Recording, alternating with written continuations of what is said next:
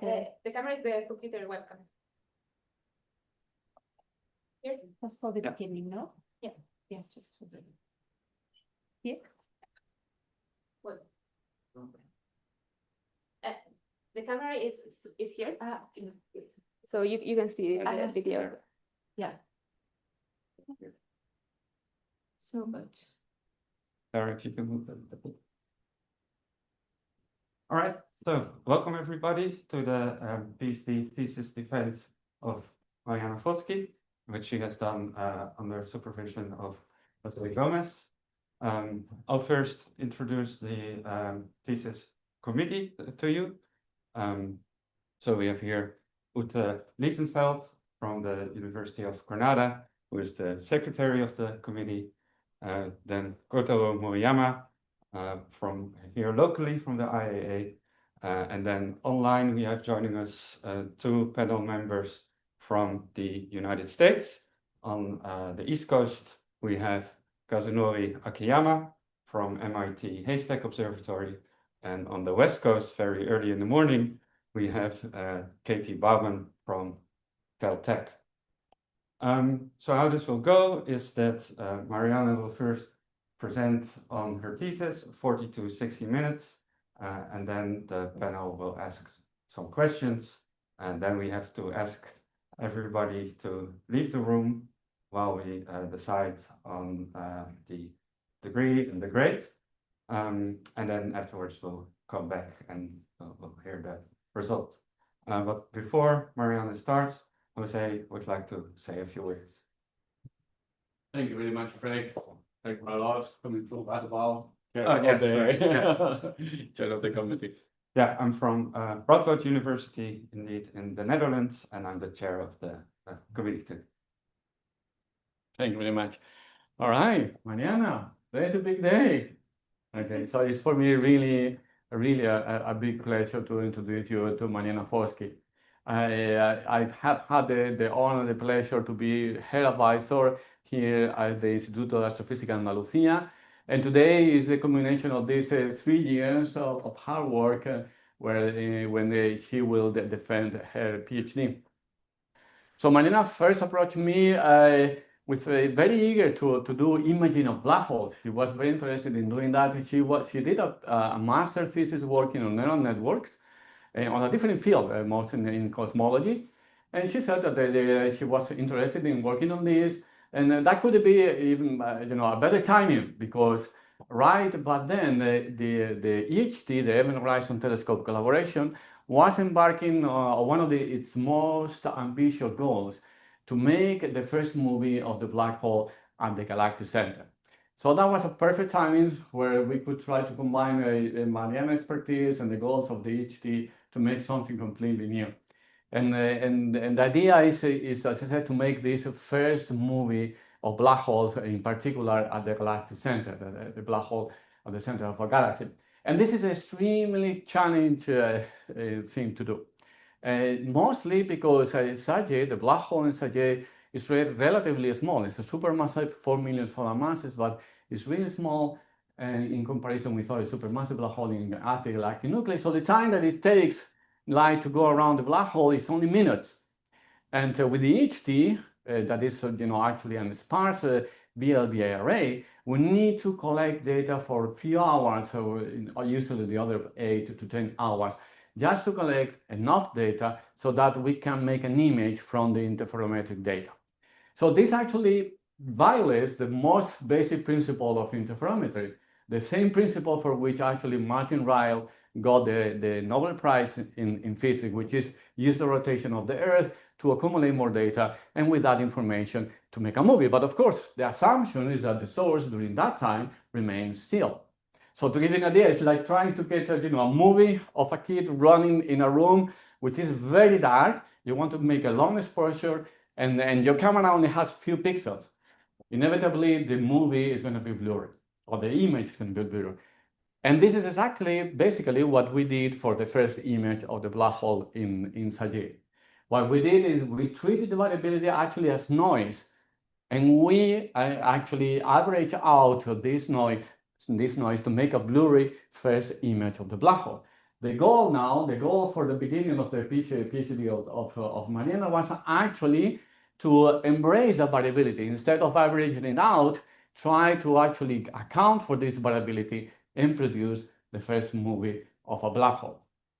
So solving this problem really required a completely new paradigm, completely new way of doing the things that we were doing in VLBI.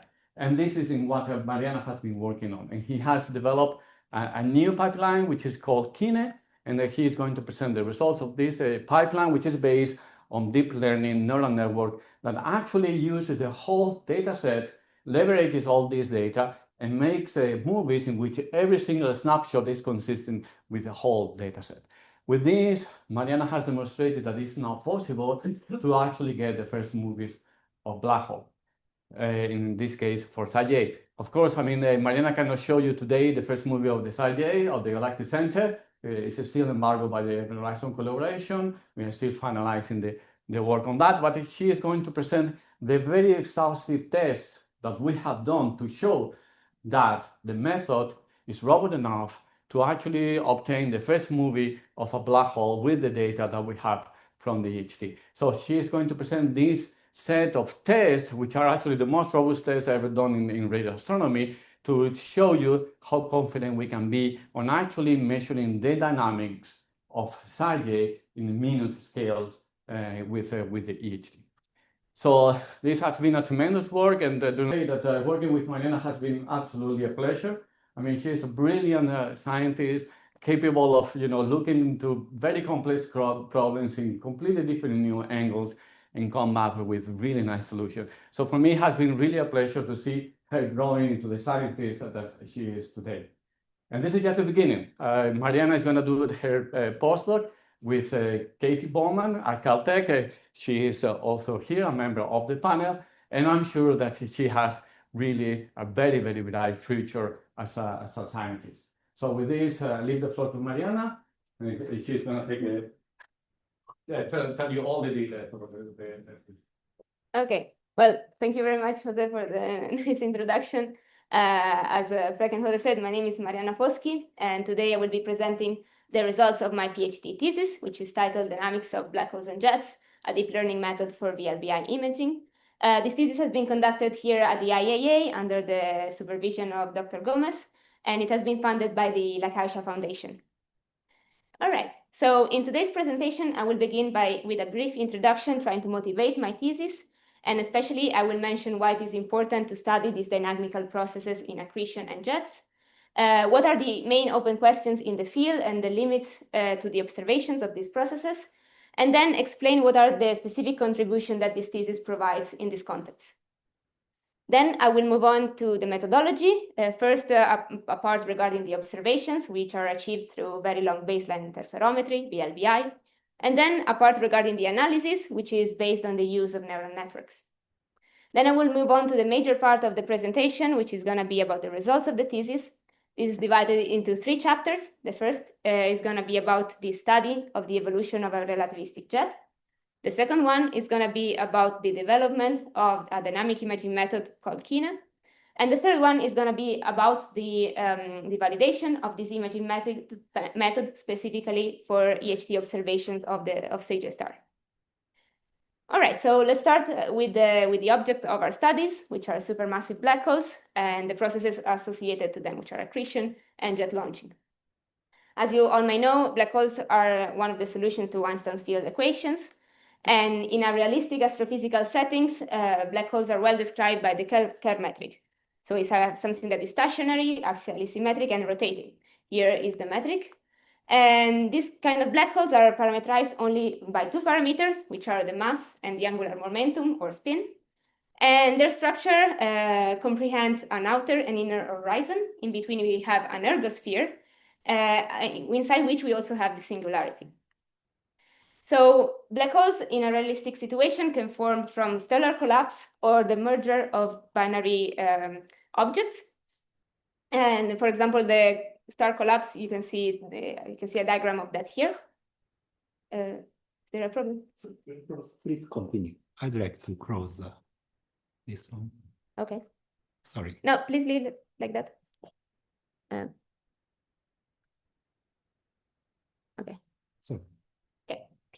Thank you. So in this thesis in particular, we focus on supermassive black holes, which are formed by the progressive accretion once the black hole is formed with accretion of new material or merging with other black holes. These kind of black holes are located at the center of galaxies. We focus on this specific kind of black holes, which have more than a million of solar masses, because, well, first of all, because we want to observe them at horizon scales.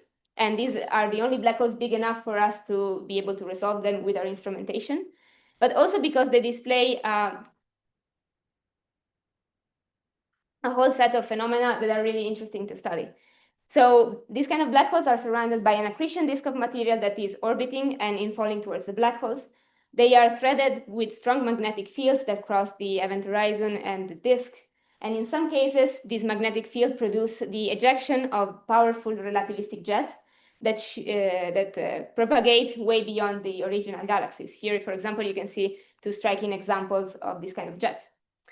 So this is the main general picture. There are still some open questions that, as a community, we're trying to understand. One of these open questions regards the mode of accretion, and in particular, the role of magnetic fields. We have two different models, the magnetically arrested disk, or MAD, and the standard and normal evolution, or SANE, which differ based on the role of the magnetic fields and the strength of the magnetic field. In SANE, they are weak and disordered, while in MAD, they are ordered and very strong. Also, we are still trying to understand what is the exact mechanism behind the launching of jet. We have two proposed mechanisms, which are Blandford-Snayak and Blandford-Payne. In Blandford-Snayak, the energy required to power the jet is extracted directly from the ergosphere of the black hole, while in Blandford-Payne, it is extracted from the accretion disk, so farther out. We also want to understand better how these jets propagate in the interstellar medium and how they interact with the interstellar medium. We may also want to ask more fundamental questions about the Kerr metric itself. So we want to assess whether these black holes are indeed described by the Kerr metric or by something different, and we want to measure the parameters. All right, so this is the big picture context. And what this thesis does is to develop and to apply some new imaging tools that are specifically designed for the dynamic processes of accretion and jet launching. In particular, in this thesis, we tried to answer three different set of questions, three, let's say, tasks. The first of that is whether we are able to resolve the internal structure and study the evolution of relativistic jets by measuring the instantaneous kinematic quantities associated to this jet expansion. And we did this by applying a recently developed imaging method and achieving super resolution images. And thanks to this increased resolution, we were able to measure the precession and the expansion speed of the jet. A second task that we tried to solve, as Jose was saying in the introduction, was trying to recover videos of radio sources with intra-observation variability. So sources that change faster than the time required to observe them. At the same time, we asked ourselves whether we could use these same tools to improve the imaging of sources that vary more slowly. And what we did was to develop a new dynamic imaging method, which is based on neural fields, that is able to recover videos where the frames are time correlated one with the other of these sources. Then the third task was, once we have developed this method, we wanted to test it and validate it, specifically on the observations by the Event Horizon Telescope of Sage Star. And we wanted to understand whether our reconstruction were indeed robust and what were the physical quantities that we could extract from the videos that we recovered. So what we did was to test this new pipeline on a wide variety of synthetic data, and we evaluated how well we could recover the motion that we recovered in these videos. So these are the three topics that build up the three chapters of the thesis, and I will go more in depth into them right after the methodology. Okay, so let's start from VLBI observations, and especially VLBI observations aimed at observing black holes at horizon scale. So we are observing in the radio frequencies in millimeter wavelength, and at this frequency, in order to achieve the resolution necessary to image black holes, we would require a radio antenna more or less the size of the Earth. Of course, this is not possible to have, so we have the next best thing, which is an array of connected telescopes scattered all around the world. So according to the principles of radio interferometry, and specifically the Van Sitter-Zernike theorem, we know that the correlated signal that is recorded by a pair of antennas is equal to the 2D spatial Fourier transform of the image in the sky that we want to observe. And this Fourier transform is sampled at a frequency that is proportional to the vector connecting the two antennas projected in the image plane. So this means that if we have baselines are oriented in different ways, we are sensitive to features in the image oriented at different angles. While if we have,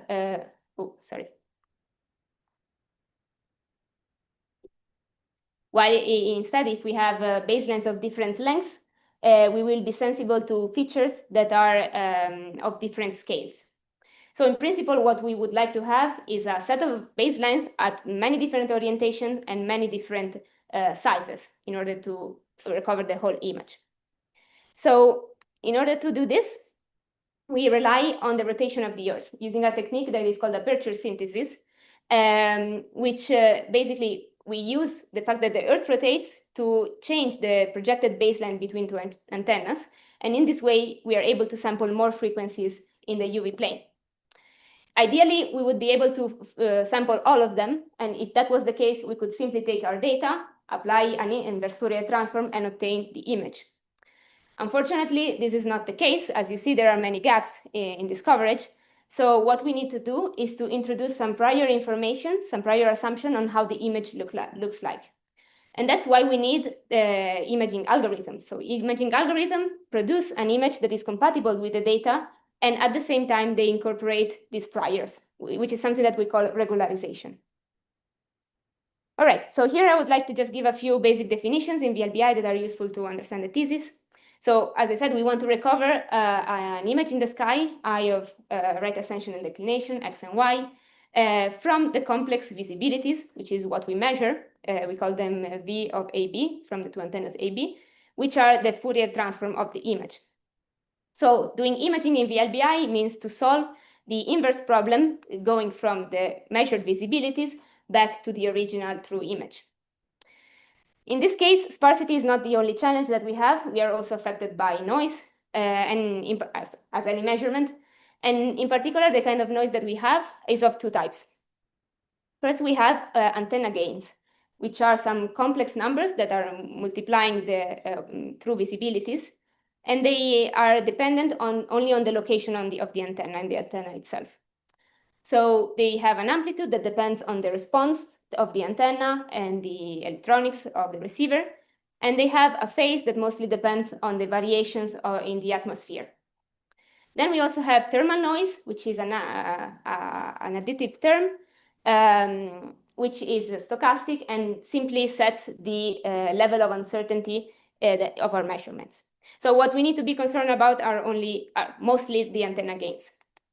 Luckily, there is a way around this because we can build some data products that are different from the visibilities that are invariant under this kind of gains. In particular, we have closure phases and closure amplitudes, which are respectively invariant under phase gains and amplitude gains. There is a trade-off here because if we want to use these data products, we are losing some information. In particular, closure phases lose the information about the absolute position of the source in the image, and closure amplitudes lose the information about the total flux density of the image. All right, so a few words about different possible approaches to imaging. We have the traditional method, which is called clean and has been widely used in the last decades. This falls under the category of inverse imaging. In fact, we have observed data and we start from there. We apply an inverse Fourier transform to obtain a preliminary image called the dirty image. And then we progressively refine this image by isolating the brightest points in the image and building a model for our source that we later convolve to the nominal resolution of the array.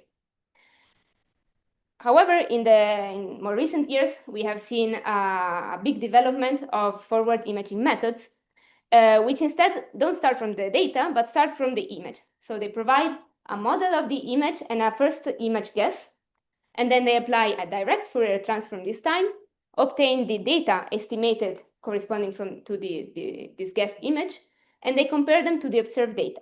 This comparison happens through a distance function, usually a chi-square, that goes inside a loss function, which is then optimized, minimized, with respect to the parameters of the model of the image.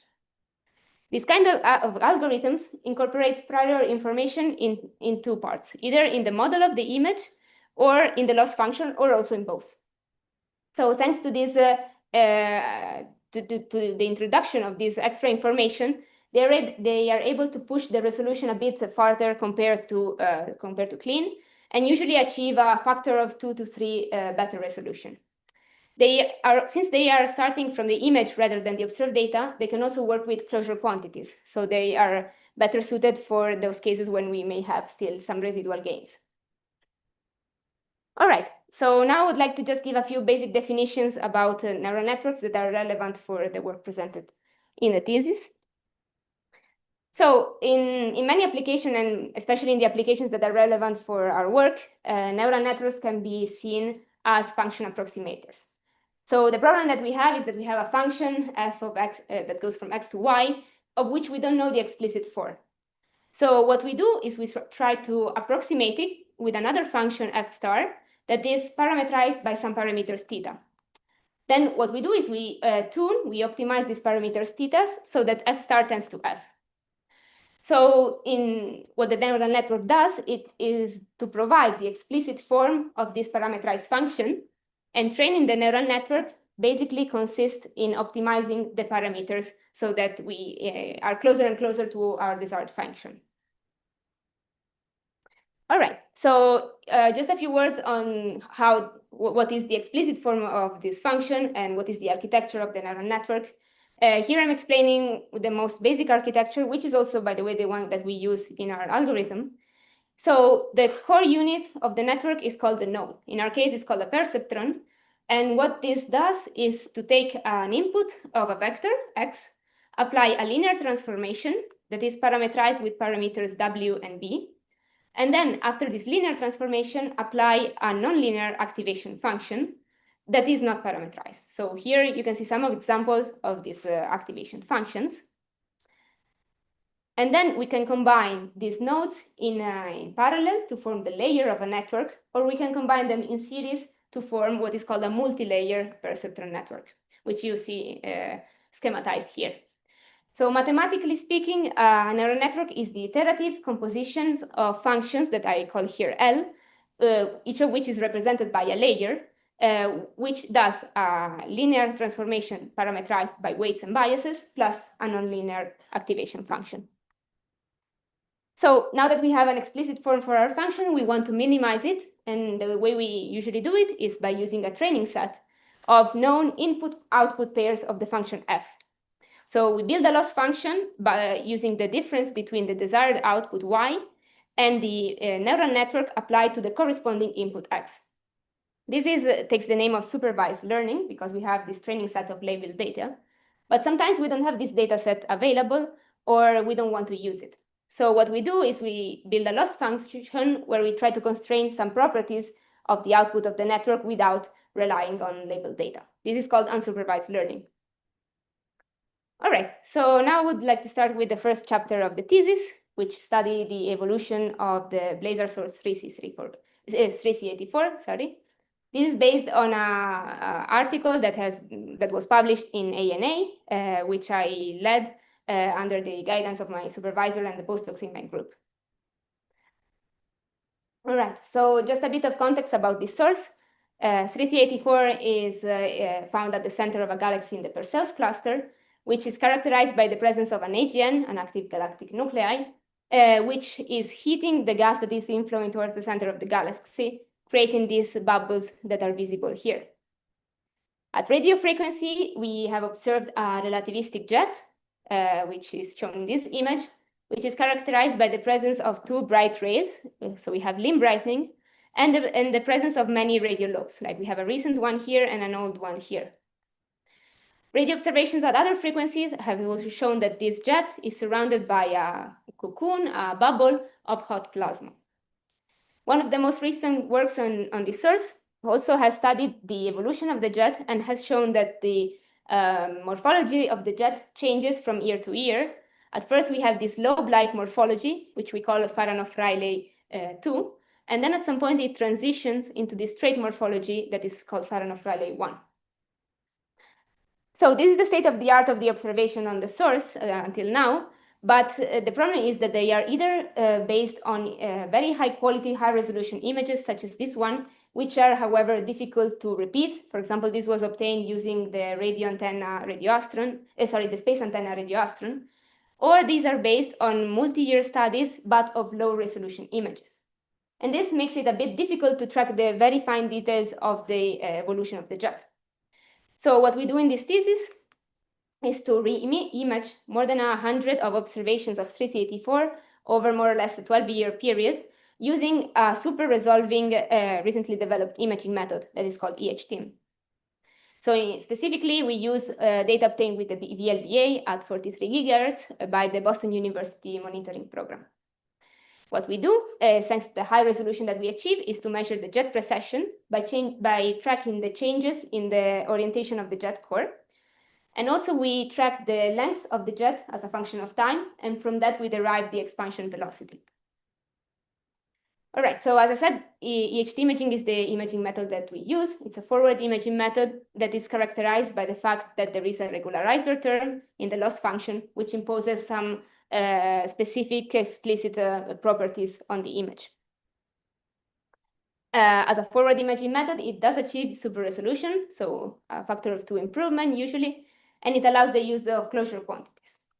So what we did was to apply this imaging method epoch by epoch for the whole 120 observations that we have. And after we have obtained the image, we align these images, maximizing the cross correlation of the images in the core region.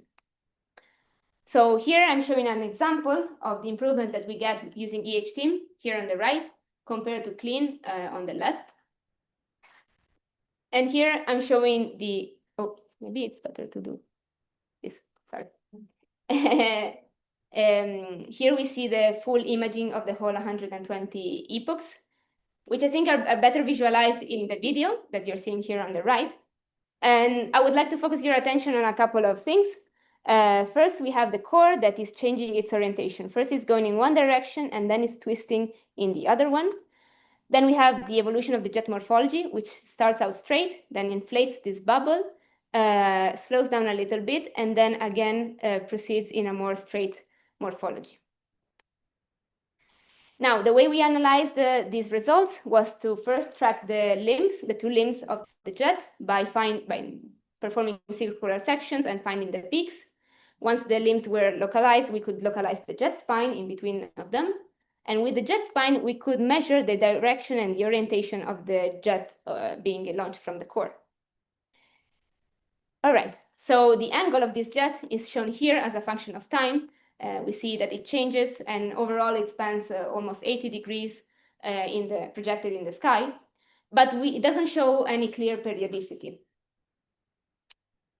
Also, we measured the jet length, as I said. So we computed the distance between the core and the jet head, and we defined the jet head as the place where the brightness profile dropped below the noise level.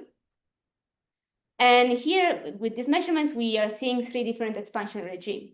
First, we see this transition from an FR1 to FR2. Then the jet head is expanding and jet slows down the expansion. And then we have an abrupt transition again back to FR1, where the jet seems to pierce through and continue straight. So here on the right, you're seeing the length of the jet as a function of time. Here we have highlighted the 3 regimes and fitted to obtain the apparent speed of the jet expansion. So we measured an initial value of 0.3 C, and then a slowdown to 0.2, and then again a faster expansion to 0.6. So the conclusions that we can derive from this work are the following. First of all, these novel forward imaging methods are indeed useful to improve the imaging of relativistic jets. And in this case, this improvement in resolution was the thing that allowed us to measure these kinematic quantities. Also, in the specific case of 3C84, what we are seeing is a jet propagating through an irregular interstellar medium, which probably has different densities, and this is what is affecting the velocity of the jet and the expansion, and also its direction and morphology. Also, we are seeing this FR1 to FR2 back to FR1 transition. So this makes us suggest that probably all these morphologies are temporary stages which are possible in the evolution of a jet and which may depend on the density of the ISM. We have also seen this irregular jet precession, which is a bit of difficult interpretation, because if we had something more regular, we could make the hypothesis of a binary system. But since it's irregular, we may explain it either with some instabilities in the accretion disk or some misalignment between the axis of the black hole spin and the disk angular momentum. All right, so now I would like to move to the second and maybe more substantial chapter of my thesis. This work is about the development of the Kine imaging method, and it's based on a paper that is now under review in Nature. I've been first co-authoring this paper together with Brendan Zhao, who is a student at Caltech, and Antonio Fuentes, who is a postdoc here at the IAA. All right, so as I was explaining in the introduction, we in the LBI, we strongly rely on the aperture synthesis technique in order to sample more frequencies in the UV plane. But this technique is relying on the assumption that the source that is being observed remains static and unchanging during the course of our observations. This is unfortunately not the case in the case of Sagestar, which is one of the only two black holes that we can observe, because it has a variability that goes from just a few minutes to half an hour, while we take several hours to complete an observation and allow for the Earth to rotate. So there are two possible approaches here. The first option is to treat variability as uncertainty, so inflate the error budget and try to recover a motion blurred time average image. And this is what the EHT has done when it presented the first image of Sagestar. And then we have another option, which is trying to recover a minute-by-minute video using the instantaneous coverage of the EHT. The problem is that this coverage, which you are seeing here in red, is really, really sparse. So it's not enough to constrain a single frame. So the solution that we have to this problem is to use dynamic imaging. Dynamic imaging means to use an imaging algorithm that is able to propagate and correlate information from observations at different times. So it's doing not only spatial regularization, like normal imaging, but also time regularization. So instead of recovering a single image from the dataset or a sequence of independent frames, it's recovering a full video of correlated frames using all the observations at once. So dynamic imaging is something that was already attempted in the past by the EHT, and there are some valid imaging algorithms that can do this. But the problem at the time was that when these algorithms were applied specifically to the EHT data, which are really, really sparse, they were producing results that were still too dependent on the specific choice of regularization and priors that was being used. And also because of these constraints, they had limited expressivity in the kind of outputs that they could produce. So what we wanted was an algorithm that didn't rely on explicit priors, but rather derived the correct amount of regularization from the data that was being observed. So to do this, we used something that is called neural field representations. This is a neural network model that was originally developed in computer vision to reconstruct three-dimensional scenes, starting from 2D photos of the scene. So what these models do is that they use an MLP network, like the one you see here, which is coordinate-based. So it takes as input the coordinates of the space, so let's say X, Y, and Z, and it outputs for a triplet of coordinates the corresponding value, let's say, of the color of the scene at that location. We chose these models because it has been proven that they are affected by a property that is called spectral bias. So these networks have the tendency to fit only the lowest frequency first and fit the higher frequency only exponentially slower, so that in practice, the network is not really able to output a function that is high frequency. For example, here you see the training on these images as ground truth, and this is the output by a coordinate-based MLP network. So it's the same image, but it's blurred. This is usually a negative property in computer vision because they want sharp natural images. But for us, it's exactly what we want, because we want to impose smoothness in both space and time in our reconstructions. All right, so here I would like to show how we use these networks inside the algorithm. So the first component of the algorithm is a model of the intensity, and this is provided by the neural network itself. So in our case, we are inputting to the network the two spatial coordinates, x and y, and then the time coordinates because we want to recover a video. So when a triplet of this coordinate is passed through the network outputs the corresponding values of the flux density at that specific location. It doesn't only output the total intensity I, but also the fractional linear polarization ML, the orientation of the EVPA chi, and the fractional circular polarization. So if we input a grid of coordinates altogether, we have the corresponding output, which is a grid of image values, which is this sort of video cube that you see here. Then we have the second component of the algorithm, which is the constraint to the data. So basically, we take this video, we slice it with respect to time, so we isolate frames, and for every frame, we compute the Fourier transform to compute the estimated data. We compare the estimated data corresponding to this test video with the observed ones through a chi-square loss function. And then we try to minimize this chi-square loss function, which is actually the third component of the method, with respect to the parameters of the network. So at the first iteration, the network will output something that doesn't have any meaning. But as we progress in iterating this algorithm, the video will converge towards something that is compatible with the observations. All right, so here I would like to highlight some properties of this algorithm. First of all, it's a forward imaging method because we start from a model of the image.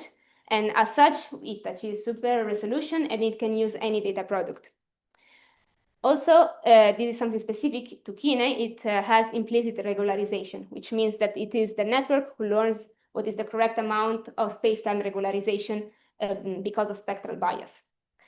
I would also like to stress that it's an unsupervised algorithm in the sense that we are not using any training data, but we only use the data that we want to image in that moment.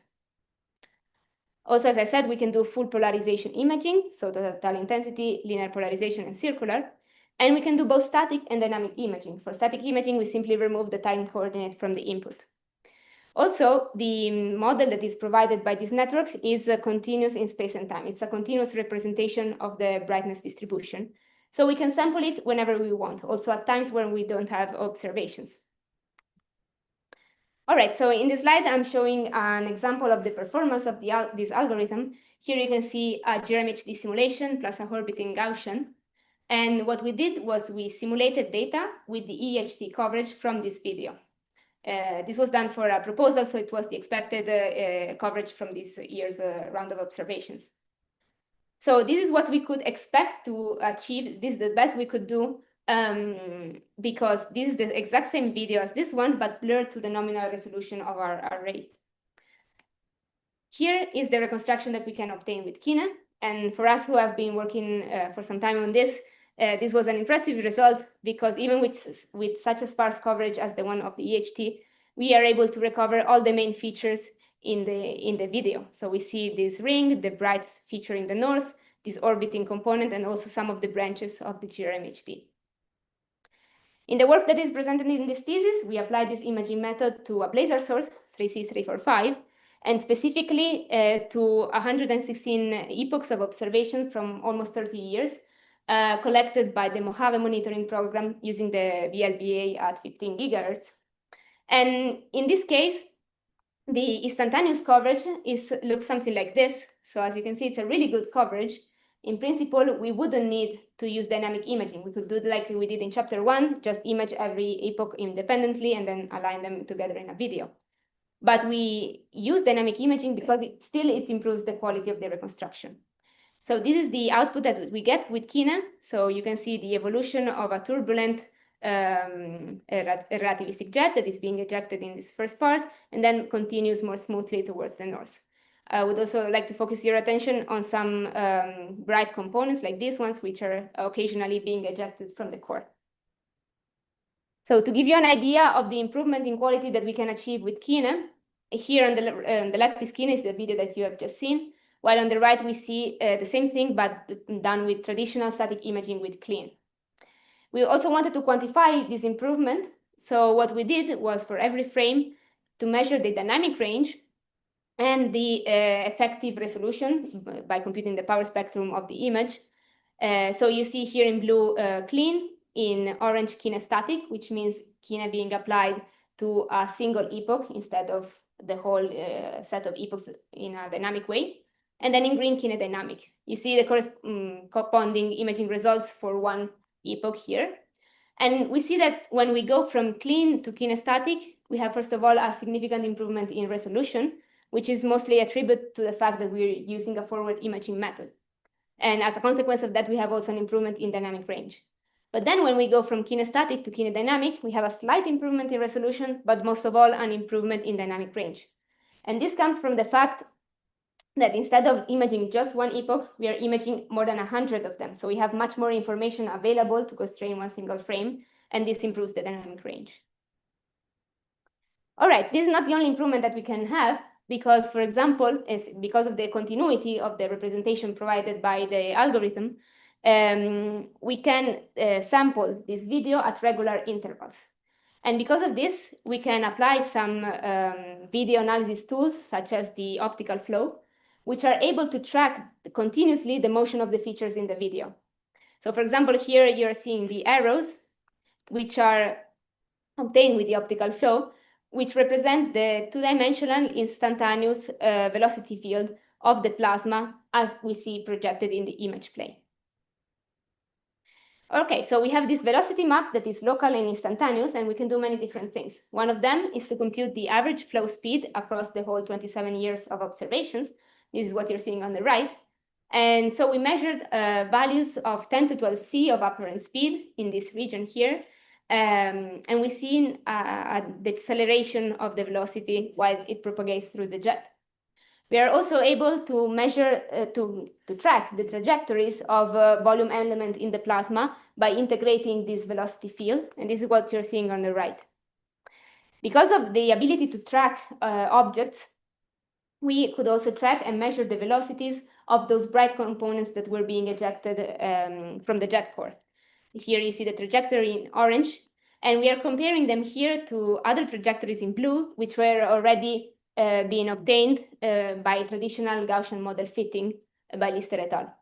So what we see is that our results are really compatible with the previous analysis, which is good because it validates our method. But what we have new here is that we don't only measure the speed of these components, which goes from 10 to 13 C, but also the speed of the rest of the flow in the plasma. And this allows us to infer something about the nature of these components. In particular, up until now, it was thought that these components were strong shocks traveling through the jet. But if that was the case, we would have a higher velocity in the component compared to the rest of the plasma, which is not the case, as we have seen. So we think that these are not shocks. Another result that we can obtain with Kine is the linearly polarized video. Here you see a zoom of this video in the inner portion of the jet. And I would like to focus your attention on the structure of the EVPAs. So in the very first epochs, we see this persistent structure across many epochs that is transverse, then parallel, then transverse again with respect to the jet axis. While in later epochs, when more components are being ejected, the passing of a component disrupts occasionally this structure, as you can see in this example. So this kind of pattern in the EVPAs is a signature of the presence of a helical magnetic field, likely, with a very strong toroidal component. So almost a circular magnetic field wrapping around the jet. We can also compute the average polarization structure in time over the 30 years, which is what you're seeing here. And again, we see the structure vertical, horizontal, and then vertical. On the right, you're seeing the average fractional polarization. And what we have observed is that we have increased values around the jet edges, which we interpret as being caused by the friction between the outer layer of the jet and the ISM, which is causing the compression that compresses the magnetic field and then increases the polarization. All right, so the conclusions from this work are the following. So first of all, we have developed this dynamic imaging method for variable radio sources that is based on neural fields. In the case of sources with intraday variability, it is really fundamental to be able to recover a video that would not be possible otherwise. While in the case of multi-epoch observation of sources coming from monitoring programs, It's not fundamental, but it still improves the resolution, the dynamic range, and the frame-to-frame continuity. In the specific application to 364.5, what we see by using this algorithm is a video of a turbulent precessing jet that is propagating. And thanks to a combination of the quality of the video together with tools such as the optical flow, we were able to recover the local instantaneous velocity field. And from that, make some assumptions about the nature of the traveling bright spots. Finally, this is something that I haven't shown because of time, but we also measured the precession of the jet by tracking the orientation of the core. And again, we didn't find any significant periodicity in these changes. Finally, the last thing that we have is the video of the linear polarization, from which we have inferred the presence of a helical magnetic field that is dominated by the toroidal component. All right, so this brings us to the final chapter of the thesis, which focuses on the validation of this method for EHT observation of the black hole Sage star. So this work is part of a bigger effort by the Event Horizon Telescope collaboration to try to achieve the first robust horizon scale video of a black hole. The results are now in their final stages, and they will result in a series of papers, one of which is the paper that I included in the thesis, which I first co-authored together with Antonio Fuentes. All right, so I would like to give a bit of motivation for this because the EHT has already obtained an image of the Sage star black hole and also a polarized image, which is what you're seeing here, from which they could derive many different scientific results. So now we want to obtain a video, which is even more difficult because if the coverage is sparse for static imaging already, it is even more sparse for dynamic imaging because we have the same data and one more degree of freedom, that is time. Also, in the case of Sage star, we are observing a black hole, which is at the center of the galaxy. So we have to watch it through the whole galactic plane. So we are affected by interstellar scattering.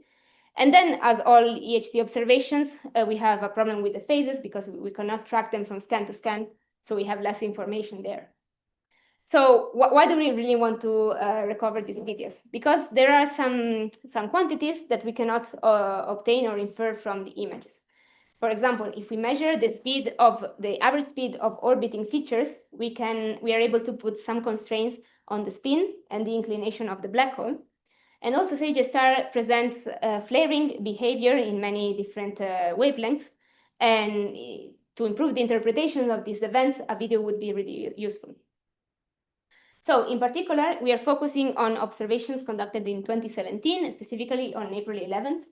And we chose this specific data because it has higher intrinsic variabilities compared to other days. So for example, here in green, you're seeing the light curve of Sage star for April 6, April 7, here is April 11, so we see wider oscillations. And right before the beginning of our observation, there was a detection of an X-ray flare by Chandra here in blue.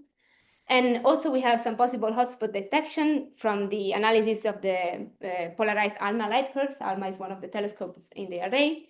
And also the gravity collaboration has seen detection of clockwise motion. So all of this is potentially the reason for interesting behavior in the source. All right, so to address the challenges of the EHT data, we developed a variation of the Kine algorithm. And this was specifically designed to address the problem of using closure phases. So as I said earlier, when using closure phases, we lose information about the absolute position of the source. So what we were seeing in our reconstruction was the drifting of the source through the frame, which was reducing the quality of the reconstruction. So what we did was to decompose the video into two parts, a static component like this one, that was just an image, and then a dynamic component on top of them, which added to the first gave the full video. So we used what we called a static network to model the static component, where we removed the type coordinate. And then we used a dynamic network, like the one that I explained before, to produce the dynamic component. Then the sum of the two gave the full video. So this solved the problem of drifting. And also we've seen that it improved significantly the quality of reconstructions.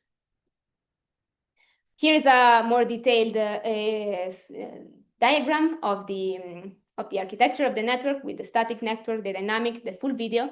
And I would like to highlight this component here, which is telling us that we are fitting amplitude gains as learnable parameters simultaneously with the imaging. And I also want to stress that we are using this different architecture only to recover the total intensity video, because once we get that, we can self-calibrate the data and then use the full complex visibilities, which have more information, to obtain the polarized version of the video. All right, so we have a new architecture, a new pipeline, and we want now to test it to make sure it's producing good results. So we have prepared a big set of synthetic data with the exact coverage of DHT on these observations. And we have added the realistic thermal noise, amplitude gains, phase gains, and the corruption coming from scattering. We have simulated this kind of data from a wide set of different models. First, we have a set of static models of different morphologies. Then we have a set of geometric models where we have a simple feature that is moving in different directions, or a simple polarization pattern that is evolving. And then we have the GRMHD models, which are more variable, more realistic, and also more complex. All right, so the questions that we want to answer in this validation are the following. First of all, we want to make sure that we can fit our data. This is really the baseline. Then we want to make sure that on static models, we are not introducing any extra variability with our imagings. We also want to make sure that we recover the overall correct morphology, both in total intensity and polarization. And we also want to test our ability to recover different kinds of motion. So for example, motion around the ring, motion outside of the ring, or crossing, motion that is incoherent, so just random variability, and then also the dynamics in polarization. Okay, so this is the first set of results on static models. This is the ground truth models, and these are the reconstructions obtained by Kine. So already by eye, we see that these are really high quality, but we computed this in a more quantitative way by computing the cross correlation between the ground truth and the reconstruction. So the values of the cross correlation are shown here, and they're all very high values above the required threshold. The only situation where we struggle is in the magnitude of the polarized signal for the point source, which is a bit below the threshold, but that's because the signal is really low, so it was a more challenging data set. Here are the results for the geometric models. Again, ground truth, reconstruction, and here the third line is highlighting the dynamic component.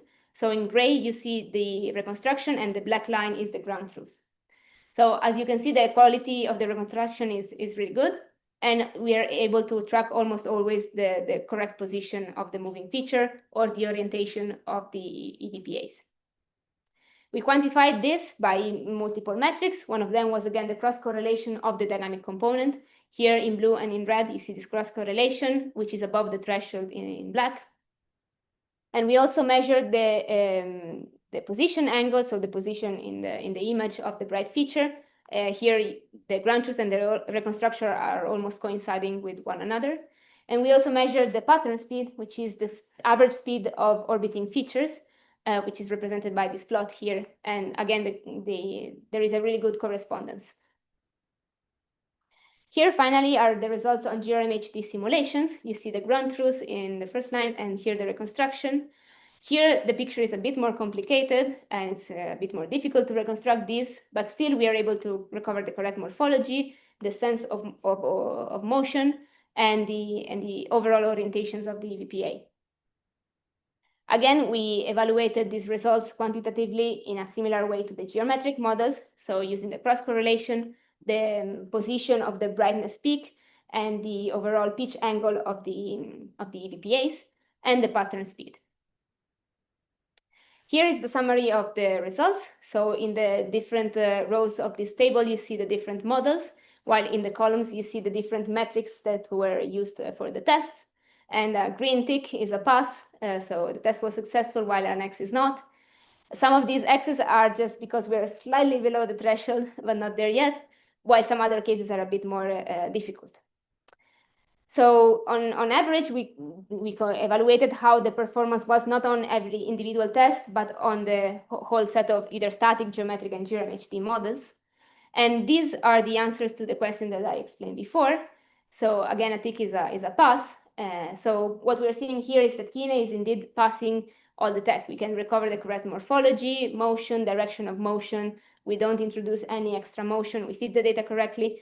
The only place where we are struggling a little bit is in the case of GRMHD models, because we can recover correctly the orientations of the EVPA, but not the magnitude of the polarization.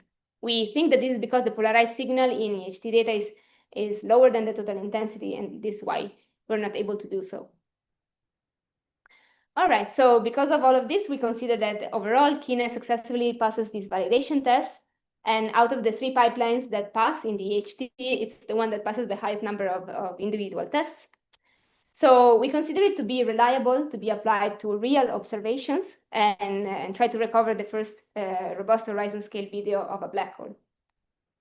So the conclusions from this work are the following. Firstly, we developed a variation of the Kine pipeline, which is specialized to deal with the challenges of EHT data. Then we prepared synthetic data to test this pipeline. And after a lot of back and forth and adjustments to the architecture and the pipeline and the hyperparameters, we were able to pass all these tests successfully. So Kine can recover the morphology, the orientation, and the motion of the ground truth models. Finally, we also tested the limitations of the Kine reconstruction. This is something that I didn't show in the slides, but we tested for the limits of speed of moving objects that we could recover, the limits of the brightness ratios between the ring and the moving features, and also some more exotic and realistic GRMHDs. So we see where the algorithm starts to break down. So finally, overall, the Kine pipeline is successfully passing this validation and is being applied right now. Well, actually, it has already been applied to real SageStar data. I cannot show the results because they are not published yet, so they're still under embargo, but hopefully in the next months they will be available. Okay, so now I'm coming to the summary of the presentation and the work in this thesis. So in the first work, we analyzed the evolution of a relativistic jet, 3C84, and we measured its precession and expansion speed thanks to the high resolution that we were able to achieve with recently developed imaging methods. Then in the second work, we developed a new imaging algorithm that is based on neural fields and that is developed for variable radio sources. We applied in this work the method to the 3C345 blazer, and we obtained a full polarization video of this turbulent jet. And we were able to measure the local instantaneous velocity of the plasma flowing in the jet. Finally, we validated this imaging algorithm in the third chapter, specifically for EHT observations of SageStar. So we tested this on many different synthetic data and many different models. And these tests were passed successfully by the pipeline. So now the pipeline is being applied to real data. So just a final words about the broader impact that this work can have. So my colleagues and I, we believe that this imaging method can really be significant in the field of VRBI imaging of variable sources. Well, first of all, because as I said, it's going to produce videos of black holes at horizon scales, not only from the data in 2017, but we also have good data in 2022, and we have new observations coming up in 2025. I mean, they have already been observed, but the data are not ready yet. But also, it has potential to be applied to the huge amount of data from monitoring programs and in the imaging of blazars. And in combination of the combination of this method together with other tools such as the optical flow can really improve the way we study the motion inside jets. Also, this is something that has not been done yet. It would be nice to try, though, to try to apply this method to other kinds of sources. For example, especially X-ray binaries could be a good test case for the Kine method. All right, so I finished my presentation, and I'm happy to take any questions.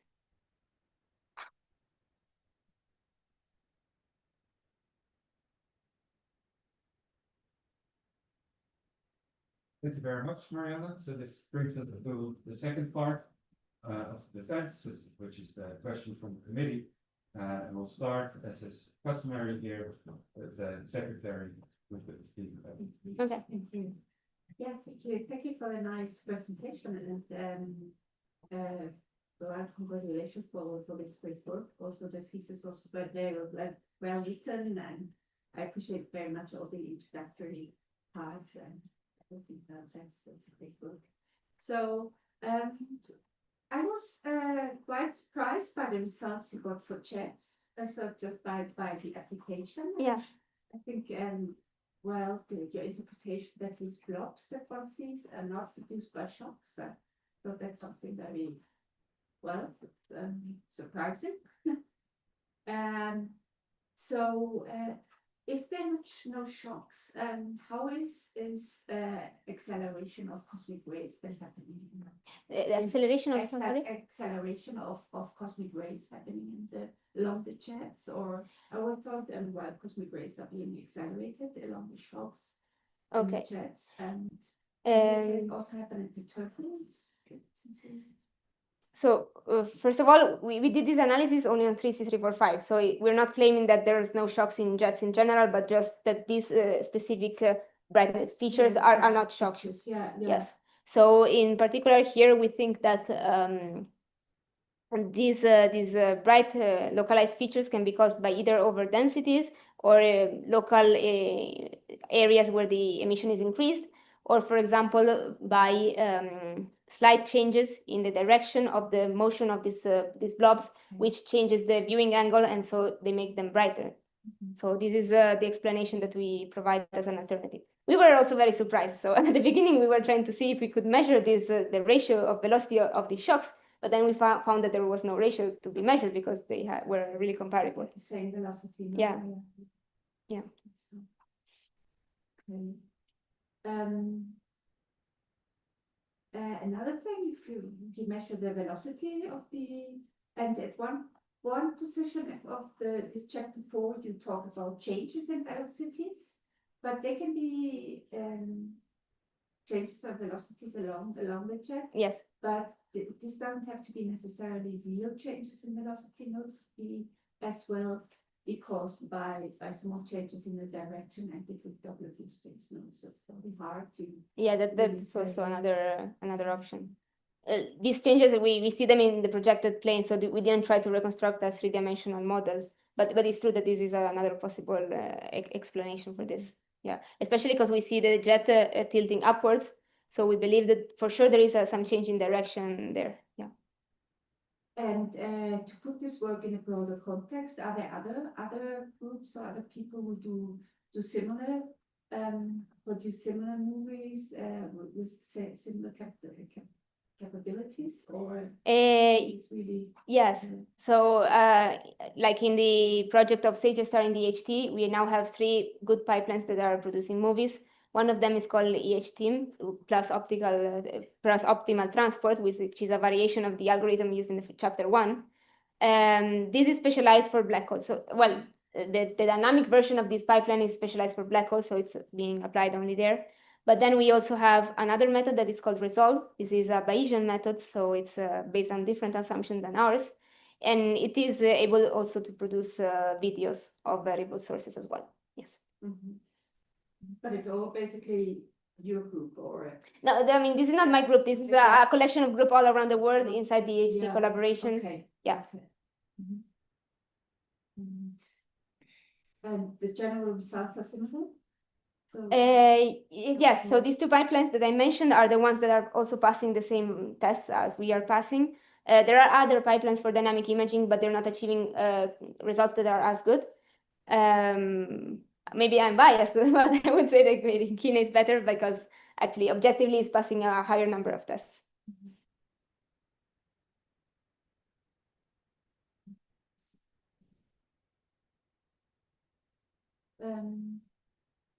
Yeah, so what are your plans for the future then? Are I'm getting from this, you're first of all going to concentrate on Sagittarius A star? No? Yes. Although I'm not sure whether everything's done already with this. Well, almost done. I think we need a couple of months of work, a few months of work, and the papers will be ready. Mm-hmm. So after that, I'm planning also to continue a bit the development in Kine, especially one very straightforward implementation would be the addition of multi-frequency imaging, because in the same way that we treat time, we could also treat frequency. So recover not only a video at a certain frequency, but at multiple frequency together.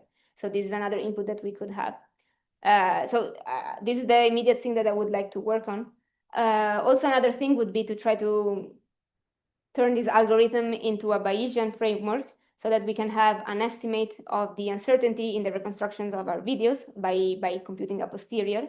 This is another project that I would like to work on.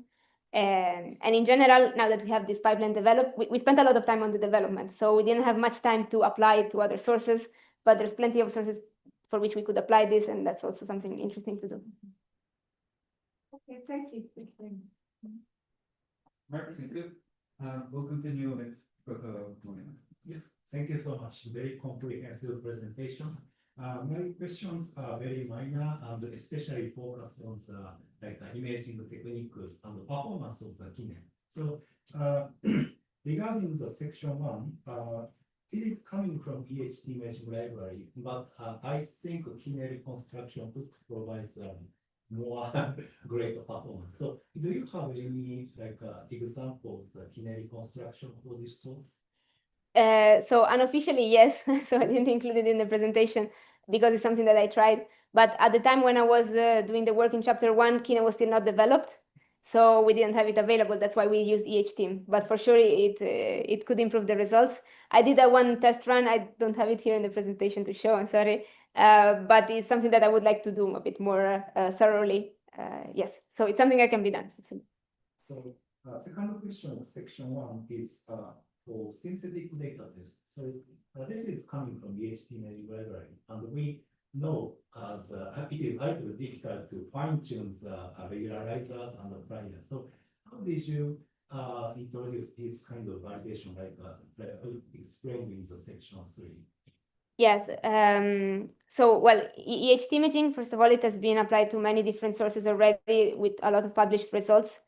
So we didn't feel the need for a thorough validation like the newly developed pipeline. On my own, myself, I did many different tests of possible regularizers and then selected one that was working well.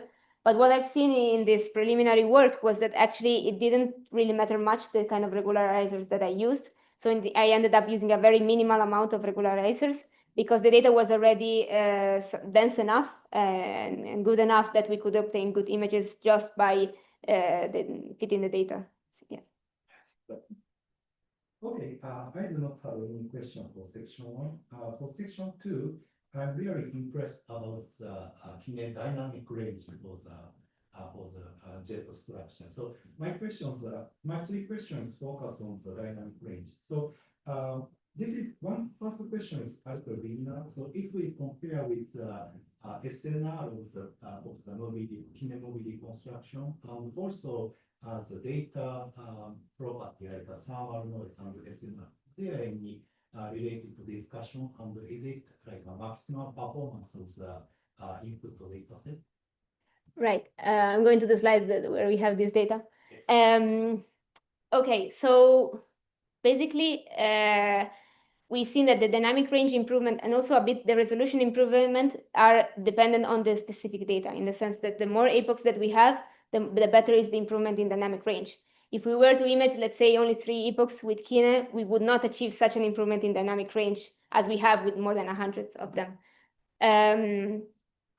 Also, sorry, can you repeat a little bit the question? Is there any a relationship between, so I'd like to be honest, I'd like to understand the maximum performance of kine, and always imaging dynamic range is controlled with observational data set characterized Yes. with the thermal noise. So is there any like a relationship between the expected maximum performance and the kine dynamical reconstruction dynamic range? Yes, there is. And so, first of all, in the first transition to kinesthetic, the dynamic range improvements is actually a consequence of the resolution improvement. And this is because we define the dynamic range as the peak brightness divided by the noise level. And the noise level, if we improve the resolution, remains the same, but the peak brightness increases because we have something more sharp. And this artificially, let's say, changes also the dynamic range. Then when we do multi-epoch imaging, like in the last case, it's like we were having more data available to constrain every frame. So in this case, we have more or less 100 observations. So we should have a factor of a square root of 100, which is 10. improvement in dynamic range. And this is actually more or less what we see, because we see an order of magnitude improvement in dynamic range. So I would say that the expected relationship should be defined by the number of epochs that we have available. Okay, great. So the second question is, so related to the number of the epoch for the dynamic reconstruction. Currently, you are using about 100 observational data set, but is it like something like a saturated value? For instance, if we introduce 50 observational data set, it provides a similar dynamic range, or it is still under the improvement? I don't know. We didn't test this. This is a good thing to test. I would expect that it would still improve. I would also assume that at some point it would reach some saturation value. I don't know if we are there yet or not, because we didn't do this test, but it's definitely something that we could check. Yeah. Great. Very interesting. So, Yeah. probably it is a final topic for section 2. So, this is coming from real reconstruction, but is there any exploration with synthetic data sets to check the achievable dynamic range and the structure of the jet property? Yes. I didn't include it here because of time, but we did some tests on synthetic data. So, for example, we developed a model of a waving jet, a sort of snake-like morphology, and we tested there the limits of our dynamic range and resolution. And as I said, now the paper is under review, so we received the referee report, which is asking for additional tests. So we are developing now new synthetic data models, which we are now testing with Kine. That's great. Yeah. Thank you so much. I think this is the whole question for section 2. I don't know.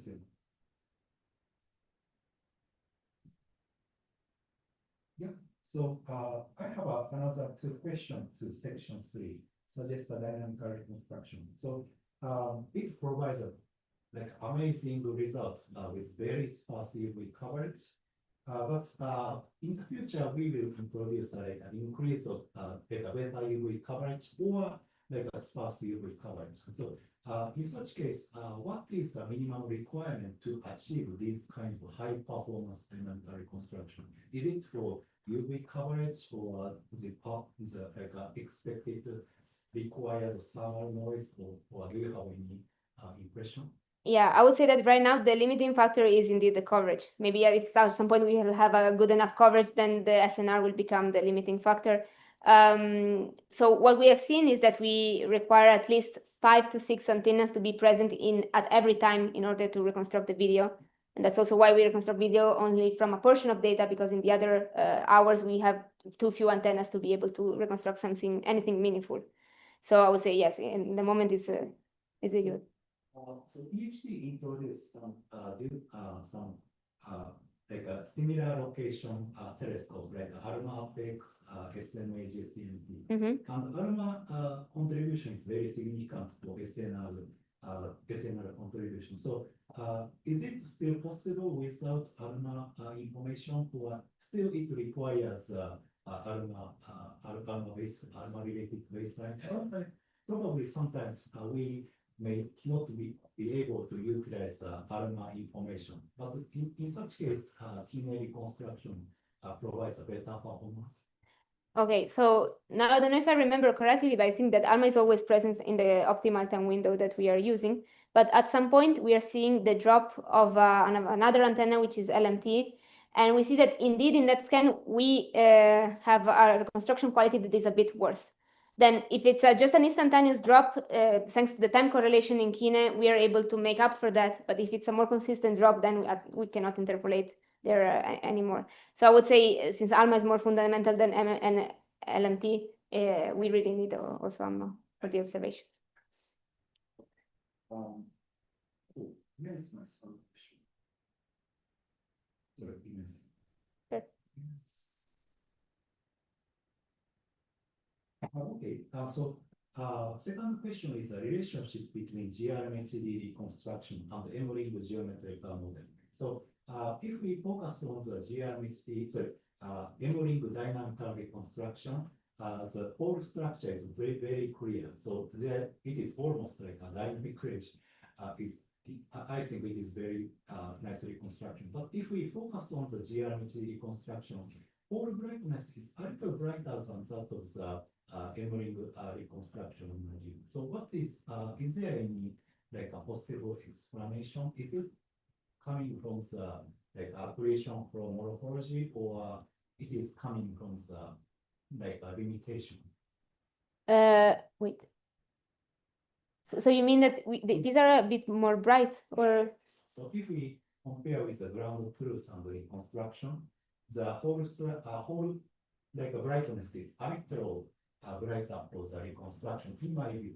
Okay. But if we focus on the like emerging model reconstruction and like a dynamical geometrical model, it whole structure is very clear.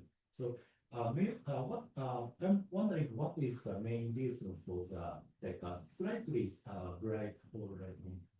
Okay. These different changes, I would attribute them to the overall quality of the reconstruction, which in the case of GRMHD models is a bit worse because these are more complex models, and especially they have much more variability than the simple geometric ones. So it's a bit more difficult for Kine to reconstruct them. So I would say it's a generic issue of the reconstruction quality. Okay. I think that's all. Thank you so much for Okay. a very clear explanation. Sure. Okay, we'll now continue with our fundamentals in the US. We'll start with Katie Wang.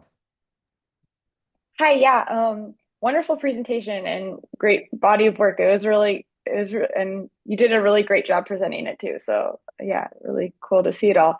I guess my questions are not in any particular order, but my first one was so you showed in the last part the validation tests and the summary of results for Kine, and how, for instance, you had this validation test, do not introduce additional dynamics when none are present, and that worked for static models, but I guess you don't check it for the geometric or GRMHD moving models. So I was wondering, like, when do you, and for instance, you've made comments about, oh, when LMT dropped out and stuff, then the reconstructions aren't as good.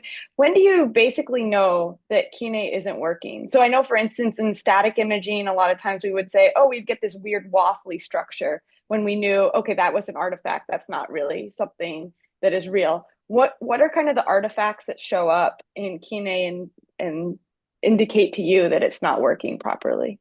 Yes. Well, so first of all, actually, maybe in an indirect way, we did evaluate whether we introduce extra variability also for the other models. I didn't show it here, but we computed the variance of the visibilities in the whole visibility plane between the ground truth and the reconstruction. And we checked that the order of magnitude of the maximum variance was the same for the reconstruction and the ground truth. Okay. Also, well, to see where Kine fails, we did some tests. For example, with the geometric models, we also had some models where the hotspot was moving faster and then faster again. And we saw that up to a certain speed, which I think is an orbit period of 20 minutes, we were able to recover it, but not as good. So there were some frames where we could not recover it correctly. So that's probably on the limit. Another test that was important was the flux ratio test. So we have seen that if the ring is too dim compared to the hotspot, then at that point Kine fails because it doesn't have the ring anymore to anchor, let's say, the moving hotspot. So because the hotspot is the bright thing, so the hotspot remains in the center and there is some wobbly emission all around there. So that is a case where Kine fails. Yeah, I don't know if it answers the question or. Yeah, no, that makes sense. I guess for things that are not the black hole, maybe for the jets and stuff, were there any indications, any features that you notice that pop up when things are not working? Like, for instance, you said you ran it again on the data from your first chapter, and oh, it's not ready to go yet. So what is it that tells you, like, oh, there's something that still needs additional tweaking? Right. So, well, one thing in the imaging of jet is that we use still the first architecture of Kine with closure quantities. So the image sometimes drifts and sometimes it goes on the border of an image, and this deforms the rest of the an effect. So in that case, we know that we need to fix it in some way. Then another thing that I've seen, for example, sometimes I try to plot the results with a higher dynamic range than the one we could achieve. And what we were seeing was the appearance of some artifacts, for example, some arc artifacts around the core of the jet. So that's something that tells me that, okay, here the dynamic range is beyond what we can rely on. Got it. Okay, great. I guess another question I have is actually originally, so the work that the original NERF work that a lot of the Kine was originally inspired by, originally came out from this idea of underparameterizing. You have this enormous voxel field, and you actually want to underparameterize to compress the data. But I think it's my understanding that Kine works, it's actually overparameterizing. Is that correct? Yeah. Okay, and did you do any analysis on the effect of the amount of parameters, of how much over parameterization and how it affected the results that you got out? Yeah, well, we did some trial and error tests, for example, with the number of layers of the network. I think in the very early stage, we also tried the width of the network, but then we just settled on 256. But we've seen that, for example, when we do images in full polarization, we need to add more layers. And I think that's in order to achieve a more complex result, because we have total intensity and dynamic and polarization. So we usually use around 6 layers for polarimetric observations, while we use less, like 4, only for total intensity. And also when we recover the jet structure, which are more complex than just the simple black hole rings, I think we use more layers there. But maybe we didn't do something as systematic to test this, but it was more trial and error. Okay. And I guess that kind of ties into another question. It's how much do you think the improvement is coming from the implicit regularization versus the overparameterization, where I know that sometimes doing the overparameterization helps you like get out of local minima, getting stuck in local minima and finding a better solution. But obviously the implicit regularization also helps a lot. So how much do you think that each of those factors helps with the final reconstruction? Yeah. I'm not sure how to motivate it, but my intuition would say that it comes more from the implicit regularization, the improvement in the imaging quality, because that's really what imposes the correlations. Then about finding the correct minima, that's always a good question, and that we are never sure of, at least in this setting. So what we did was try with different initialization and see if we could arrive to the same minima. I don't know. I would say maybe the implicit regularization. Okay. And then I guess what's your feelings on, so for instance, Kine, the implicit regularization basically is some sort of smoothness. So it's not a very strong regularization, which I think was particularly good when you're trying to image something that you're not sure what it looks like initially. But what's your thoughts on the pros and cons of using something like the implicit regularization in Kine versus a more explicit regularization? Yeah, well, one of the cons I would say is the fact that it's more difficult to interpret and to explain, in the sense that, for example, in EHTIM, when you are using some regularizers, you can clearly see the effect that they have, and you just tune them up or down, and you see how that reflects in the image. In this case, we don't really have like a handle on this, so it is just what the algorithm outputs. Well, we have one which is the positional encoding, but that's just about the maximum resolution that we can achieve. The pros are, well, it's the other side of the coin, that we don't need to figure out what is the correct amount of each regularizer, because it figures it out on its own. And I think that that's the real strength of the algorithm. Cool. And I guess last question that I have is, so you motivated at the beginning all these open questions with why we're studying black holes. And then now you focus mostly on the dynamic imaging of them. So of those, which of the questions is best answered through dynamic, or do you think that they're all equally answered by dynamic imaging? Or I guess maybe to turn it around, like, what do you think that dynamic imaging helps answer most about our, open questions around black holes? Well, one of them I would say is, well, for example, the question about the accretion mode is better answered by a video, because we can compare directly the video to the GRMHD simulation rather than just one frame out of the whole video, and then make a comparison with the model that we have. But also, for example, the propagation of a jet can be better studied with this new way of tracking motions inside the jets. So maybe this is the thing that is improved the most with Kina. Also, the general question about the Kerr metric, I think we're still a bit far. I mean, we're on the limit of being able to put constraints there because we are not really able yet to compute the spin with enough precision as we would like to. We can only put some very weak constraints at the moment. So we're a bit farther from answering this question in this case. Yeah. Great. Yeah, that's all my questions. Thank you. Thank you. We'll now continue with President Marianna.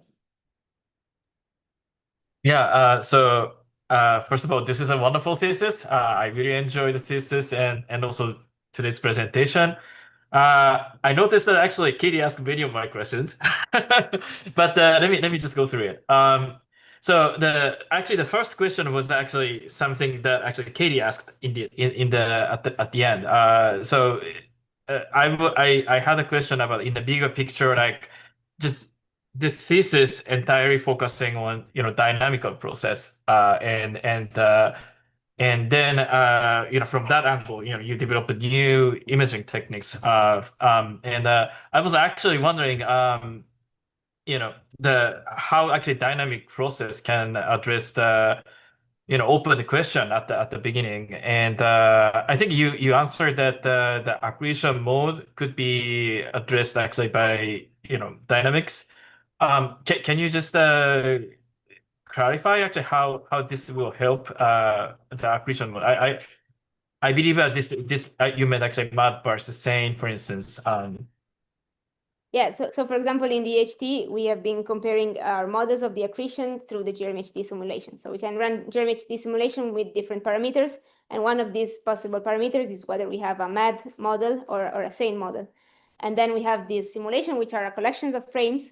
And with static imaging, we were comparing the one frame that we have with all the possible frames that we had in different videos. But now we have a whole video that we can compare. So I think it puts tighter constraints there. And we know that there is a problem with our GRMHD simulation in the case of SageStar because they show much more variability that is the variability that we are observing in SageStar. So maybe having a video will help clarify this problem. Okay, thank you. So just moving on the first results on the 3C84. So the work actually shows really nicely that the current state of the art, the RML method actually provide a sharper and probably higher fidelity images compared to the green. But it was not clear to me actually during the presentation that like what kind of features are actually uniquely extracted with RML. Can you just comment on like in the movie, from Korean and RML, okay, what kind of features are newly extracted with RML with the sharper resolution? Yes, so I will give an example here. So, for example, in some epochs, it was not easy to determine where the jet ended in clean because the tip of the jet was unresolved. While with the HT imaging, we had a very sharp edge of the jet. So that improved the measurement of the length of the jet. Then, for example, the two rails are also better localized in EHT imaging. And localizing and identifying the rails was the first step in trying to measure the orientation of the jet core. So here the jet core is completely under-resolved. We just see a blob, so it's more difficult to measure precisely its direction. While here we see the jet core opening up into the two rails, so we could find its direction. So yeah, these are the features that we could. Oh, so sorry, you were not seeing where I was pointing with my hands. But No, I understand. Yeah. Okay. Yeah. Thank you. And then but it's really impressive. So I have also a question about the second one. So basically the method paper on the Kine. Mhm. So this is actually something asked by Katie. It's a kind of related question. So first of all, I'm actually very impressed that the MLP network used in the model is not really a big network, and I didn't notice that's actually over parameterization, but still the number of parameters are, I think, comparable with the number of pixels actually of the movie. And so I'm just very surprised that such a small network can have a very good expressivity. So one thing I noticed is one of the key trick that this kind of MLP network can support like a multi-scale structure is the positional encoding. And looks like the key parameter is like how much number of the Fourier mode will be encoded in the network. And that seems to be a major hyperparameter for this particular approach. And would you just comment on how you determine actually this? Yes. Sorry for the baby cry in the background. We cannot hear it, so it's fine. Yes, so this is something that we have tested significantly in the SageStar project, for example. The way we determine it is we start with the lowest possible, so for example, no positional encoding at all, and we try to recover the results, for example, on synthetic data. If we see that the resolution is already enough, we stop there. If we see that it's not enough, we try increasing it progressively until we reach the value that allows us to recover the resolution that we have without the introduction of artifacts. And that is usually where we stop. And also, like the way I understand it is that positional encoding doesn't set the amount of spatial or temporal regularization, but the maximum amount that is achievable. But if you put a value that is too high, this complicates more the training. So that's why the quality at some point drops if we put a value that is too high. So usually we stay on lower values, so something like 2, 4. But so we test it on synthetic data in a more trial and error approach up to the value that we need. So can you actually so if this is probably the case, you have a synthetic data, but if you don't have a synthetic data, like the application to the real data, can you judge for instance, no frequency encoding, basically, for instance, like provide like a poor implicit regularization and provide high chi-square? Is there any way to judge this actually from just data? You mean before even doing the imaging or trying imaging? I mean, maybe just from imaging. Do you need always some validation with synthetic data, or can we actually tune the parameters from just the data? So I don't know. I would say at the beginning, some tests on synthetic data are important. I don't know. Maybe at some point we can converge on a value that works in most cases and just keep that value fixed. Maybe renouncing to a bit of quality in favor of having a fixed parameter that works for any data set available. One thing that I will say is that after some time in imaging, you start recognizing artifacts in the images.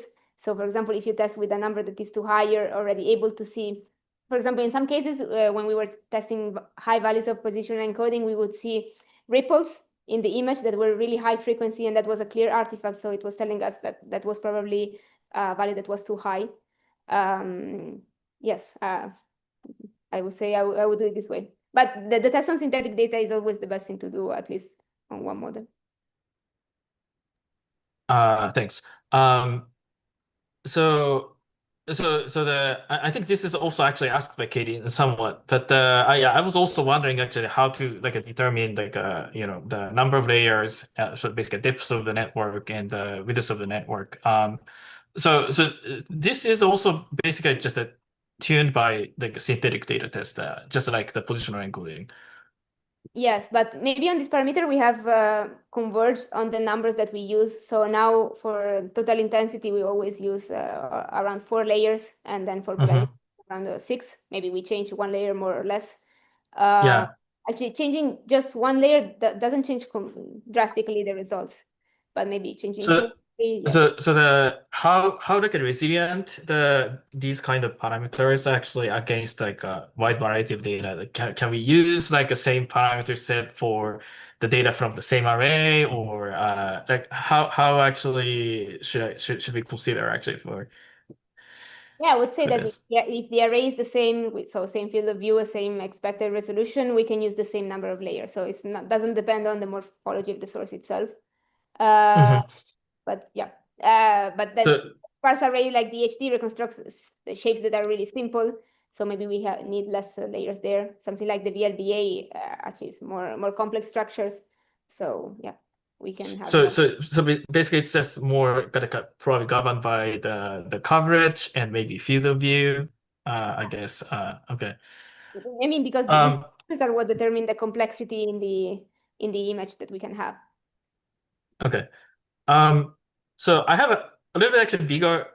Sorry, I'm asking in a random order, but I also have a kind of bigger picture question for this Kine.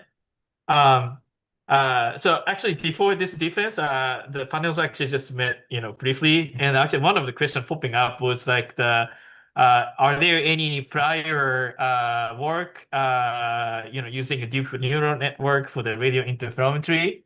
And are there any like a prior AR work for the dynamical imaging? And if there are actually, what are the, how actually Kine, how actually different Kine is actually from the prior method? Can you just comment on, how new Kine is actually in the literature?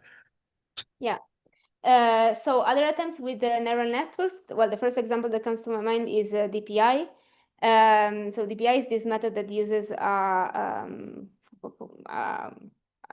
convolutional network. So I think that the main difference with respect to Kine here is the fact that it has more difficulty scaling up to bigger sizes of the image, because increasing the number of pixels increases exponentially because you have a whole image as input. While in Kine, one of the advantages is that you just input 3 numbers every time that you pass through the network. So, but this was an algorithm that was indeed working well. Then we have other kinds of neural network-based imaging algorithms, but they rely on training. So, for example, there are algorithms that are trained on, let's say, GRM-HD models, and so they produce a GRM-HD-like looking picture that is compatible with the data, and they actually produce really good results. But the advantage of Kine here is that it is unbiased because it doesn't have a training set, so it just outputs something compatible with the data. About dynamic imaging, yeah, the previous algorithms, well, before Kine, I would say the state of the art was StarWarps, which was used in the paper 3 by the HT. This was also reconstructing good videos, but it has, as I said, has more strong dependence on the specific choice of regularization there. Also, imaging methods are the ones I mentioned before, but they are currently being used as well, like Resolve and EHT. Okay. Do you have any like a sales point against the Resolve? Resolve doesn't use AI. Resolve also have a kind of implicit regularization. Do you have any sales point against the Resolve for Kine? Okay. Well, I would say Resolve is a good method, which I appreciate a lot. One negative aspect is that it's really computationally expensive because they have to generate these Gaussian random fields, and they have a lot of parameters in the spectrum that defines these fields. So it runs really slow. But I mean, this is also the reason why it has a good, it has a pro, which is the fact that it computes a full posterior. But this computation takes a really long time. So especially on bigger data set, I would say that Kine has the advantage of the speed at the expense of not computing a posterior. Okay, thanks. Then I probably move on to the next one. Actually, the results part of the Kine, first Kine one. I'm not sure actually. Koda maybe asked this. I didn't catch it clearly, but so I actually asked this question when I gave you a review on the thesis as well. But I actually hope to see the comparison between RML versus the Kine, just because the first 3C84 results are just so nice. Like RML actually showing really nice videos. So just assuming that if you apply the RML on the 3C345 data, what would be the improvement from RML? What do you anticipate actually if you apply the RML and compare to the Kine results here? Well, you mean RML applied just frame by frame in snapshot imaging? Yeah. Okay, compared to Kine, I don't think there would be an improvement here because Kine achieves a resolution that is just comparable to the one that EHTeam does. But in addition, it has a frame-to-frame continuity. But I don't know, maybe we could think of what could happen if we apply EHTeam in the dynamic sense to the data. And then Do you like anticipate like a significant speed up from like from RML approach used in the 3C84? so sorry, I don't know if I heard correctly. Did you say a speed up in terms of Speed up. Yeah. Yes, so well, when I was using imaging 3C84 with EHTeam, it really depended on the size of the field of view, the computational time, because the first epoch, the jet is really small, so I could use a small field of view. But then in the later epochs, I was because the jet was bigger. So overall, the whole 100 something epochs that I had would run in around 1.5 days with EHTeam. While with Kine, the reconstruction just takes a few hours in the 3C345 case, which is a comparable number of epochs.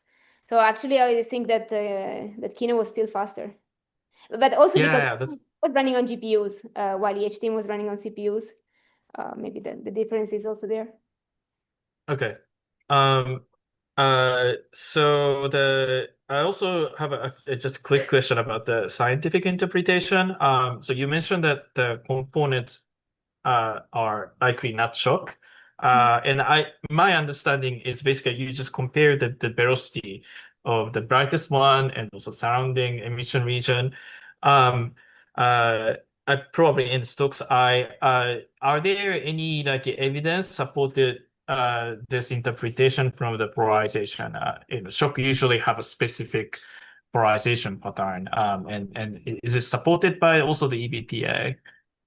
Yes, indeed, this is something I didn't mention, but we checked also the polarization in correspondence with these shocks.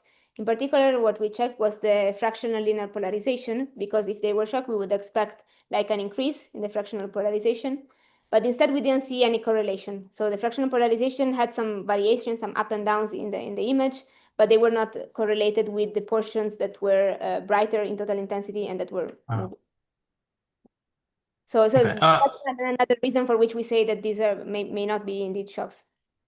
Also, like how is the like EBPA angles? Do you think anything specific at the brightest point or Yes, so in correspondence with those points, we see that the orientation is followed. So when we see the bright spots, they are part of the jet. So the jet is going like this, and we may see a point. They go in the direction of motion and the direction of the jet, but they are not really different from what is just right outside of the component. So the direction is similar to what. Okay. So just another question is that this particular interpretation is assuming that what you see outside of the brightest thing, I mean, basically outside the components are the bulk flow. Is there anything that's suggesting that this is actually the bulk flow, or just we kind of see also the over density, like the pattern speed of over density region as so that how do you define that see that this is actually should be the bulk flow? Yeah, this is a really good question, and we spent quite some time thinking about it. So one reason why we would say it's the bulk flow, it's because these components are really discrete, so they travel just for a moment through a specific portion of the image, while the rest of the time we just see the more wavy turbulent flow passing around, so it's not a specific component. And the comparison that we made it on the time average velocity map, because we wanted to have something more robust than just an individual frame. So that's where we are comparing the velocities. I see. Okay. Okay, I understand. So let me see if I have other questions. I have also one, just it's not the scientific questions. So I see that the second section and third section actually have another kind of like equally contributed author. So I'm just wondering, can you clarify like what was your contribution to the work on Kine, which has actually another person in Caltech for the equal contribution, and also the final chapter section which has the basically just annotated as a few entries at all. So can you just clarify from what you presented today, what are your contributions? Yeah. So in the chapter, so in the second work that I presented, both me, Brandon, and Antonio have worked on the code. So each of us has written different parts of the code. Brandon maybe worked more on the optimization, and maybe us here more on the part that related with the data. Also, I did significant contributions in the preparation of the tests that were really instrumental to the development of the algorithm. So preparing the data, running the tests, figuring out the correct parameters, and so on. I would say that the work has been really well distributed by all three of us. In the third method, I did most of the initial work, so the initial testing and preparation of data, because it was just a matter of figuring out the correct hyperparameters, preparing the data, run it, change it again, and so on. While Antonio took over in the second step of the testing, so he did more there. So the figures in the presentation are just based on your work, or this is also somewhat actually done by other like a person? Sorry, can you repeat? So you showed a lot about the validation with the figures. Who actually did produce these figures? Well, those figures are produced by me. I wrote the script to make a specific plot. Okay. It also comes from the work of other people in the collaboration. So, for example, Ron had a big role in preparing the synthetic data, especially in the part of the validation. Yeah. Okay. Okay. Yeah, I think that's all from me. Again, this is a very successful thesis, and I'm very impressed by the presentation. So yeah, thank you very much. Okay, thank you, Kazu. So that leaves me as the last panel member. Let me start by saying I was also very impressed by your thesis, by the amazing videos that you showed, and also by the writing in your thesis. I think you have the talent for presenting the material in a very clear, concise, to the point way, which allowed me, for example, to get up to speed on machine learning very quickly. Neural networks, which is really not my field. So well done. And I also got to know you as a really great colleague to work with. We worked together on the Second Star Dynamics project, and I was very impressed by really from the start of that project, when you were also just starting your PhD, you already provided some really great instrumental input to the project and really helped shaping it. So that's very impressive. I have a few questions still, although my colleagues already asked a lot. Let's start with, so in the 3C45, the key result you showed this optical flow. Maybe you can bring it up. Yes. It was interesting to see in the trajectories that many of them end up in this very thin line. And I was wondering if you have an explanation why do they all end up in that thin line? Does that tell anything about this particular AGN, or does that naturally happen with these kind of sources? Indeed. So this is something that we also spent some time thinking about. And I would like to highlight not only that the fact that they converge into this line, but that they start out going outwards, like here and here, and then they converge back towards the main line, as you said. So this was reflected in the total intensity video, because what we were seeing were these components that were being shooted towards the edge of the jet, and then seemed to bounce against the edge of the jet and go back towards the center. So we were thinking that maybe it could be an effect of the boundary layer between the jet and the ISM, which was making components then move backwards toward the center there. Yes, that part also coincides with the portion in which the components are slowly dissolving into the main flow, because at the beginning they're very sharp, they bounce, they go back, and then at that point they start becoming bigger and bigger and moving in that direction. So we didn't really know exactly what was the physical process behind this, but this is our interpretation. Yeah. The next question also about the source. So there's in your thesis there's a mention sentence somewhere that says as an additional test of this hypothesis of the electromagnetic field, you could look at the rotation measure at the edge of the jet. Yes. I was wondering, could you maybe explain a little bit more on how this rotation measure helps you? Yes. So, well, the rotation measure is a way to compute the decomposition of the magnetic field along the line of sight.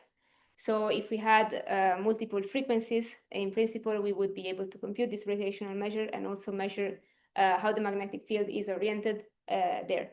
So for example, in the case of having an almost, let's say, circular magnetic field, like in the case of a helical magnetic field dominated by the toroidal component, on the edges, we would have the magnetic field oriented close to the line of sight. So that's one thing that could help us measure that, I think.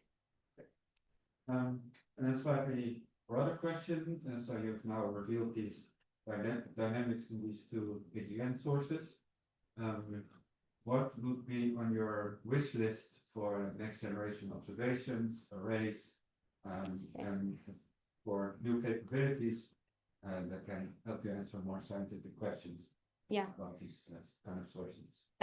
So well, one thing that I'm looking forward, I think, as many people, is the addition of new antennas. We have some already in the planning or in construction, and this will improve significantly the coverage. And as I've shown in the two different applications of Kine, so we have multi-epoch or dynamic imaging. With multi-epoch, so when the coverage is good, we can start pushing the dynamic range and the resolution. This is something that we cannot achieve right now in the videos of CGSR. We just get the resolution that we have and the dynamic range that we have. But maybe if the coverage becomes better and better, we can start doing that. So I think that's the thing that I'm looking forward. Yeah.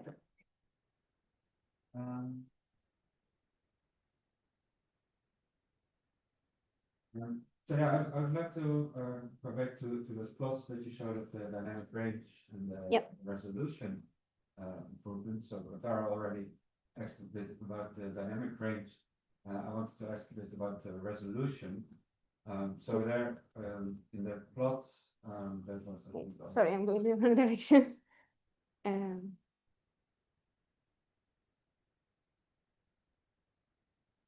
Okay. Yeah. So there on the right, you show the power spectrum of your emission as a function of spatial scale, and you show that indeed for Kine you get a lot more power on small scales than for Green, so you get a higher resolution and you get a resolution estimate from it. My question is, how certain are you that really the power on these small scales is something we can really trust and is not coming due to artifacts, for example? Okay, so this is a resolution test. Like, how can we trust our resolution? I would say. So we tested this on a synthetic model. So we had a model that was starting with a jet core that had the resolution that we claim to have, and that was becoming bigger and bigger. And we showed that actually we can recover something that is just the same size of the core in that model. According to our referees, this was not enough. So we are doing now more tests.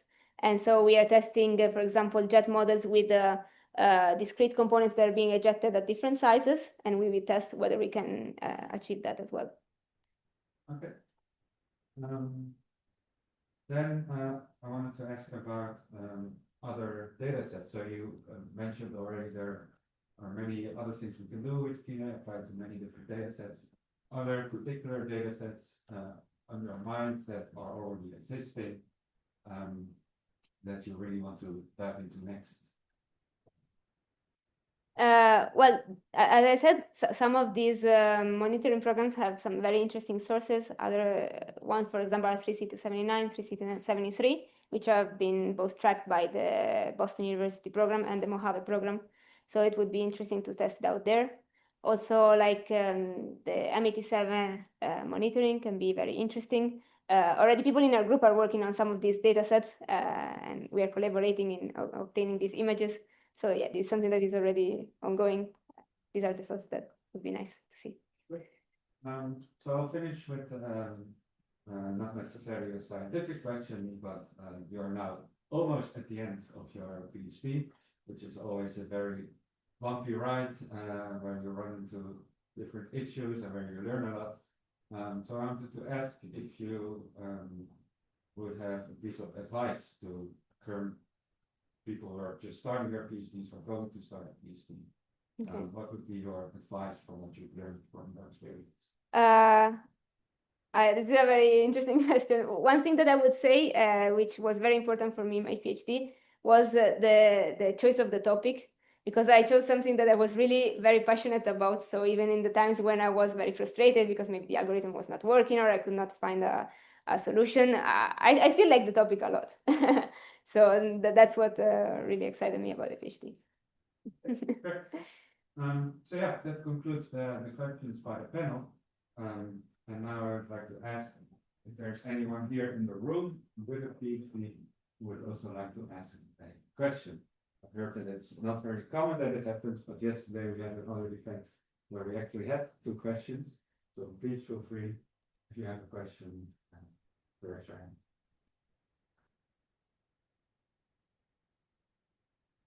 Okay, I see no hands raised. So that means I'll ask you all except the panel to leave the room, and I will come back a little bit. Okay. I'm streaming here on YouTube, so maybe I should remove the streaming. That's Yeah. just So